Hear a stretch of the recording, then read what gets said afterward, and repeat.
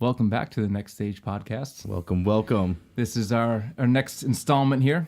We're not naming them at this point because there's no point to. Anyway, we in looking back, we had a few little modifications we wanted to make. A little better lighting. We looked like we were in shadow most of the time, and Wearing hats.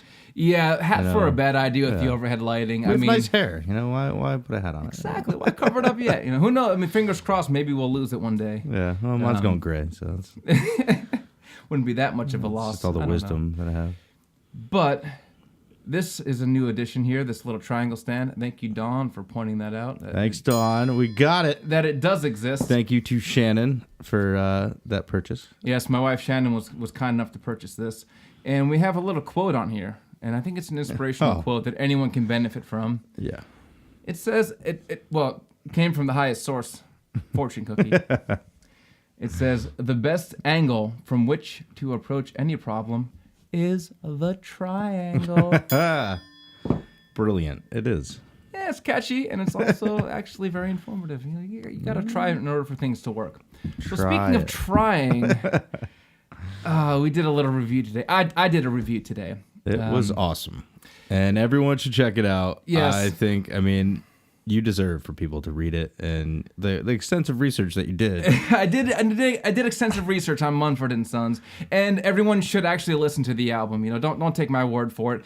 As I said, it's not a review, but it's my version of what I would call a review. I just wanted to listen to the album and give my honest reaction, but I did do a lot of digging on a certain subject with Mumford and Sons. And what subject was that? It related to lyrics, and I felt like I was being judgmental when I first was listening to Mumford & Sons and heard their songs that were popular, and then heard some album tunes, and I'm like, he says heart a lot. Like, that's kind of a main theme he returns to. I'm like, he says hand a lot, too. And he says eyes, and I was like thinking, like, this guy's, is it just me? Am I imagining things? So, this has been percolating in my brain for a few years since I first heard them, thinking like he uses a lot of the same words. And then was he in like med school or something? Maybe. Yeah. Maybe we're just using clever ways to remember. Hitting the books, he's got to get familiar with the anatomy. Well, I guess if you what they say, if you put things in a song, you're gonna remember them more. That's true. So maybe this is all an act. Could have been like head bones connected to the foot bone, connected to the Marcus tailbone. Mumford, MD. He's doing flashcards. Yeah. Dude, his songs are all flashcards. That's all they were. It's a big sham, everybody. That's another thing he kept saying, that he's not a sham in the lyrics a lot. Sorry, I've all this like Mumford & Son lyric knowledge because I read through every single one of their songs today, and like kept saying things like, I'm not a sham, I'm not this, I'm not that, and then a lot of cold and a lot of blood. Cold guys had a rough life. Heart was like the most used phrase, and I joked about it, but I said it hasn't been such a gratuitous use of the word since Hootie and the Blowfish used the word cry in almost every song on Cracked Rear View. Great album, but cries in every fucking song, almost every other song, almost. Okay. Yeah, I think the extensive research they did was incredible, and it was above and beyond. Too much. Some people might think that it was too much. I don't think that it was, I think you did just the amount of research that you should have. The proper amount in order. Well, see, I wasn't trying to be an expert on everything, but I was at least trying to do a word count. So at least I did that. It's pretty crazy that you went through every one of their songs, but I think that it's a strong database out there now, so everybody knows. Yeah, and that's what we're trying to do here. We're trying to really. Information is useless as it is or not. Maybe you think it's cool. Maybe you think I'm being a jerk for pointing this out. That's very, I'll accept that as well. I'm not trying to portray any image, but I would, it's just a fun thing to do. Yeah, no, it's an attack piece, everyone. Marcus Mumford, where you at? Like, we're coming for you. Like. So aside from Mumford & Sons, and honestly, guys, listen to the album. It's really, they're pushing to some new things, and you'll see in my, trite sort of dialogue. It's not party music. It's not party music. But there are parts that I'm like, wow, this was good. This was interesting. I was actually taken aback by some of the things. A few parts had these Nine Inch Nails type beats in there. I'm like, this sounds like a little bit of something that'll be on Pretty Hate Machine. I never thought Pretty Hate Machine and Mumford & Sons would come together, but to be honest, I liked those moments better on the album than some of the things I'm like, yeah, I know what's gonna happen here. He's gonna say heart. There's gonna be a build. There's gonna be a fade. I've heard that, but I will give them credit for reaching, and honestly, in those reaching moments is what I appreciated the most on it, and I think that that's the best thing I can say about it. And not all a kill piece, you know. There were some actually redeeming moments that, you know, maybe they'll turn a corner, but I don't know. That bad of an album, no. But it's not like, you know, Greta Van Fleet or something. Oh, you had to. Had to drop that one. That was a scathing review they got. Props to that guy. Yeah. Or whomever. I don't want to gender specify here. I'm not exactly sure who wrote the article. We don't want any people starting to blog about genders right now. Briefly read the article and or blurbs from it, and it was enough for me to. I did read the article, and I did subsequently listen to the album. So to be honest, like that review made me want to listen to. I already wanted to listen to it because I've been hearing so much about them on the talk radio, and they've been there's the new up and coming saviors of rock and roll. So I wanted to hear, but after reading that review, I'm like, well, I really got to listen carefully. And to be honest, what I kind of gathered is his review was a little bit more on the previous Greta Van Fleet, where like the Zeppelin thing was so overbearing, it was hard to overlook. The new album, I could tell they were trying to get away from it, but there was a lot of those roots that are hard to shake, and like you're kind of a gimmick band, the same thing. But I will say his review and assessment of the band made sense much more before that album. Almost like he could have written that review before the album and it still would have made sense. Yeah. So I think it was a little more reactionary, but dude, why do you think that it gained so much traction? Because like it blew up on the internet. I mean, if you're listening, I'm sure you've probably heard about this or seen it in your Facebook feed or social media feeds about this review that just totally trashed Greta Van Fleet. Yeah. Why do you think that it was so impactful? Honestly think because there's not that many negative reviews out there. Okay. Most journalist outlets want to say a positive thing about the album because negativity it's negative. Nobody wants to hear it. Yeah. So sometimes negative reviews, I think, get held back. But I also think that in a certain way, it's honesty is something people are looking for now, so maybe that seemed a little bit more honest to people because it wasn't like true. We are praising. In the age of honesty. I don't know. I think people look for honesty in things, and it seemed to take that stance a little bit more than they're just praising the band because there's been a lot of praise for the band. So maybe that's why. Why do you think that is? Why do you think there's been so much praise for the band?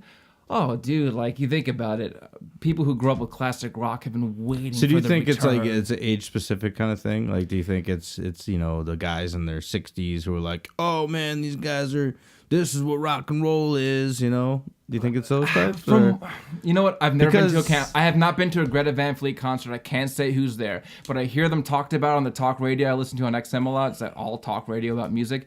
And they seem to say it's a lot of older people that are there because it reminds them of Led Zeppelin. They do a killer Led Zeppelin copy. Oh. Smoking. Yeah. Really good. Have they ever covered Led Zeppelin? Oh, no. And it's funny, they're very, what's the word I'm looking for? Secretive? Yeah, there you go. That they've never, really heard about Led Zeppelin or tried to. But you know what's funny? Because Chris Cornell was sometimes compared to Robert Plant, and maybe I want to say accused, but sort of, oh, you're singing like Robert Plant, you're using that. And he actually said, I never even heard that.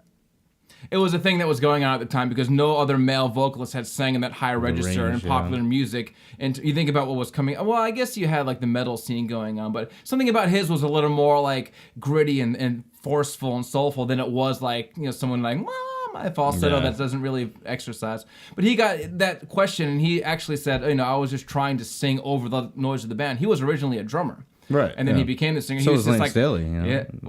That's true. A lot of drummers turned to incredible singers. Dave Grohl, man. Too, but Well, yeah. Dave Grohl's an incredible frontman. I'm not saying if you guys know any other drummers that were turned to great singers, Phil Collins. Just tweet us. I guess if you like Phil Collins. I don't know. Who knows? Can we call him a great singer, though? Yes. But anyway, back to the Cornell thing. So he got this question about how did you develop that style? Are you trying to imitate Plant? And he said, no, I was just trying to sing over the sound of the band because they were so loud playing. oh, that made sense. I read an interview with Greta Van Fleet, and the kid said, or kid, guy, man, he's kind of in his 20s, but he said the same thing. Greta He's like, himself? oh, I didn't really, yeah, Greta himself said, oh, I wasn't really listening to Robert Plant. I was just trying to sing over the band. I'm like, that's what Cornell said when he was applied to Plant. Like, am I connecting the red string around the room too much here with this conspiracy theory? Or am I like, maybe they did a little bit of engineering in their image, you know, for this band, of even using the thing to diffuse the question about, are you imitating the god of, you know, rock vocals? And Well, in his defense, right? Yeah. What is he supposed to say? exactly. I mean, yes, we are a carbon copy Led Zeppelin tribute band that doesn't want to pay copyright. But they're not a tribute band. And funny you bring that up, Right. because Zeppelin did rip off a lot of blues artists, so that's a lot of the contention of, you know what, you want to give these kids a hard time because they sound like Zeppelin? Well, let me tell you who Led Zeppelin sounds like. Willie Dixon and Muddy Water, they were Yeah. stealing stuff all over the place. Jake Holmes, they stole Dazed and Confused from. Like, people argue that Spirit, you know, the song Taurus by the band Spirit is the Stairway to Heaven riff, and that band happened to open for Zeppelin on touring Whoa. shows, and they didn't really get treated We're well. getting No wonder deep Jimmy into the Page. conspiracies. You know, there's all conspiracies out there. But Do you even hear, know Led Zeppelin, everyone? Oh, I like Led. He's hot. Yeah, man. That was from that '70s show. I didn't make that up. Jackie from that '70s show. I was actually watching said that today. You know, it's a good nostalgic, you know, great show. But it always bugs me Isn't because- it funny that it's nostalgic to me that it was just like on like, you know, like 15 years ago, but Yeah. it's about a generation from Well, you look at Happy Days. That was about like the '50s, and it was Yeah. not aired during that time. No, I know. What Wonder always bugged Years. me about this is my music nerd coming out about the that '70s show. They would be wearing T-shirts of bands, and you're looking at the T-shirt like that's a modern day Hot Topic T-shirt. That's Oh, not yeah. a tour T-shirt from No. AC/DC or from probably good Ted ad Nugent placement, or you from know? Uriah Yeah. Heep or Jethro Tull or whatever Uriah Hyde was Heep, wearing. nice. I don't know. But you'd Okay. see it and you'd be like, that's not the T-shirt that would be. It was an anachronism, meaning it didn't exist at that time period. Whoa. We're all Yeah. learning here. SAT word. GRE word, right? Anachronism. It means out of its time and place. Anachronic, out of chronology. Okay. Yeah. We'll go far enough Scott's on the that. smart one here. No, I just pretend I'm smart. But anyway, Yeah. So that was our take on some, And we're some gonna be- current topics. we're going to be doing more reviews as it goes. But Yeah. please understand, like, we're not rock music journalists. We're not going to give, like, reviews that you're used to reading. It's just us giving our opinions on what we're listening to. We know there's a lot of new music coming out. Smashing Pumpkins has something out recently. Van Morrison. Can't wait to get Jesse's my waiting hands for on that that one. That might be in the works. Van Watch, I Morrison love it, dude. supposedly, Watch, yeah, like I'm he's gonna gonna love turn it. his cheek and be like, Yeah. "Smashing Maybe Pumpkins, smash shape- me again, Billy." Maybe shape-shifting lizard people are real. Oh my god. Maybe All there's this time. something to that Billy Corgan man of mystery. Yeah, a little bit of mystery behind those eyes, you know. Yeah. I think he has to keep that mystique up because, well, to be honest, he is a poet in ways. I would definitely take his lyric as poetry. He's written some poetry books. I won't say I like all of it, but you know what? He does have a habit of putting together words and music in the right way that sometimes just touches the thing nothing else can. 1979, that song will make me feel nostalgic for the rest of my life. There's Yeah, nothing. that is definitely an extremely nostalgic song. There's And nothing wrong with that song. It's You- like it's too no. good. It's almost like, damn it, Billy, did you have to do that? Like, did you have to put that in the world for all of us to struggle against? No. No, You you're can't absolutely beat right. that. That's a song that everybody I'm sure has a moment that they can just immediately put themselves in that place when they listen to it. Like Yeah. Or even today, like something about those like teenagers on the blankets making out in the field when Yeah. I was like, 12, 13, it's like, that's what I want to happen. Like you look at that video, you're like there was something really, visceral about it and it made you connect with that music. you can really see what Courtney Love saw in them, you know? Yeah. You ever seen that video where they're doing this like wrestling with KY jelly on a twister mat like after a concert? I did not see Oh my that. god, it's like it's Nirvana and Smashing Pumpkins members and a few other band members, but like Chris had like is just in his underwear and like rubbing, the KY all over himself, very prominent on the mat, and Billy Corgan's kind of like skulking around the outside with his long hair. Kurt's kind of like cracking these little side jokes, and like they're trying to get this like KY jelly twister match going behind stage, and it was just really like a fun moment to see like, oh, they're all kind of goofy dorks just as well as they are like, these superhuman musician rock star people, and it was a heartwarming moment to see. But, Probably very necessary. oh you yeah, know? everyone needs to see Chris Novoselic in his underwear once in a lifetime. People standing on escalators. That's another great video if you want to look that up. Those interviews are awesome. I love mining YouTube for that kind of data. You know. Oh, you can really learn a lot about your band that you worshipped as a kid, but never knew that half this footage existed out there. Like, it's Right. amazing. I mean, Have you found any recent gems that you were like, oh, this was interesting to me, or this was something I didn't know about before? to be honest, I haven't really found any like gems of bands that I followed for a while, but I did recently get into Blitzen Trapper. Blitzen Trapper. Okay. And like, I don't know where this band was for the past 10 years, but I mean, they were out there, but for some reason, maybe it was the name. Just Yeah. I was like, Sounds Blitzen too holiday-ish. Oh, it's an indie band Killing the from reindeer. Oregon. Like, yeah, no thanks. You know, like Portlandia, cool. Like, Yeah. no. I listened to it. Like, they re-released their album Fur. And it was like a 10th anniversary, and they threw on some like extra songs that didn't make it to the first album. And of course, those are the songs that like I loved. I was like, wow, this is really So cool. more like a B-side collection? Yeah, I mean, Okay. it's the full album, and they remastered it, and then you can see like, you know, the quality goes down in a couple different tunes. But Yeah. those were the ones that I was like drawn to. I was like, this is really cool Something stuff. more going on there? Yeah. So Now, what was it that drew you more to those ones? Was it like the honesty of it, or Yeah. was like the songwriting was actually better on those ones? I think or?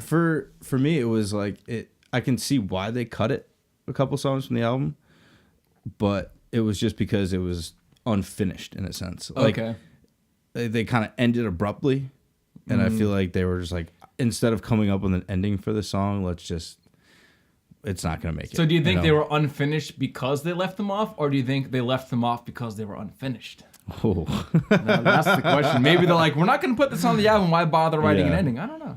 That's true. I mean, But you like that rough cut aesthetic because you see like it wasn't like that. Like, I'm not like trying to be like that pretentious guy. Like, oh, I love their like B-sides when, you know, like you can hear the snare ringing. yeah, and only no. the B-sides. No, it just made me realize like, you know, they were very talented. So I Yeah. kind of dug into like their discography a bit, and they got some really cool sounds, man. They go from like country to indie to, I mean, I was hearing everything from like Elliott Smith to like, you know, bluegrass. You know, it was really, really cool. So they're drawing from a wide palette. Yeah, absolutely. Well, that I So- think is very important. When you hear too much derivativeness in music, it kind of makes you think they're not trying. Yeah.